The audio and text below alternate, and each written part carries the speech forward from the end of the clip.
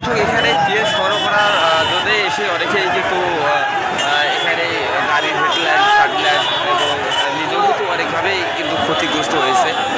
তবুও কিন্তু এদের ভাগ্যে তেল মিলছে কিনা এখনও বলাটা যায়। দর্শক দীর্ঘ 3 থেকে 4 ঘন্টা যাবৎ কিন্তু তারা এখানেই তেলের জন্য সিরিয়াল দিচ্ছে, এখনও তেল পাচ্ছে না।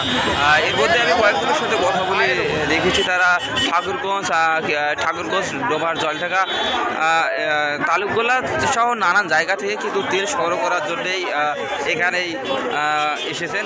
দর্শক আমি সরাসরি যুক্ত হয়েছি নীলফামারী জেলার জলঢাকা উপজেলার সুনামধন্য বাহাদুর দরগা মিসেস হামিদা ফিলিং স্টেশন অর্থাৎ পেট্রোল পাম্প থেকে আপনাদেরকে আমি দেখানোর চেষ্টা করব যে তেল ভুক্তভোগীর যে করুণ দশা। মধ্যপ্রাচ্যে হরমুজ প্রণালী বন্ধ থাকার পর থেকেই কিন্তু বাংলাদেশে কিন্তু তেলের অন্তত গুরুত্ব বেড়ে গেছে। তার এই প্রেক্ষাপটেই কিন্তু আজকে সাধারণ চালক এবং সাধারণ মানুষ সহ কিন্তু ভোগান্তিতে আছে। আমি একজনের সাথে কথা বলে দেখবো যে ভাই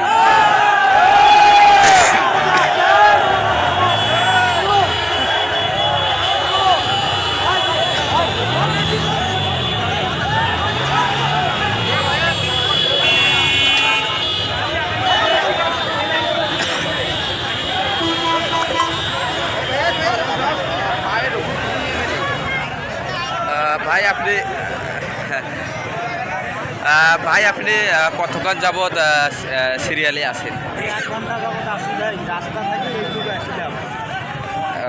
আপনি কোথা থেকে তেল সংগ্রহ করার জন্য এসেছেন? মিরগঞ্জ। আপনি এই রাস্তা দিয়ে যাতায়াতে তেল সংগ্রহ করতে চাইছেন না আপনি কোনো খবর পেয়ে এসেছেন?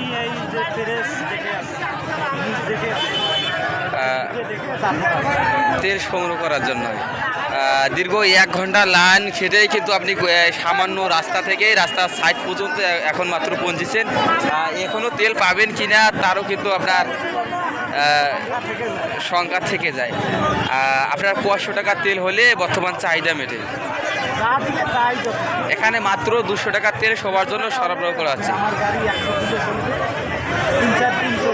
দর্শক একজন ভুক্তভোগী জানালো যে অন্তত যদি 200 টাকার তেলও কিন্তু তার ভাগ্যে জোটে তবুও কিন্তু সে খুশি, আর সেটাই জুটবে কিনা সেটাই কিন্তু একটা দেখার বিষয়।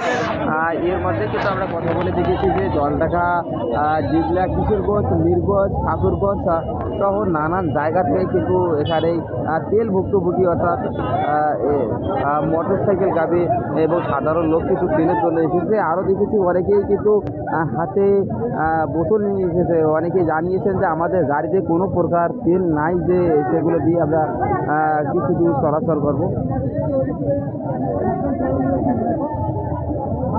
দর্শক এই হচ্ছে আমাদের বাংলাদেশ।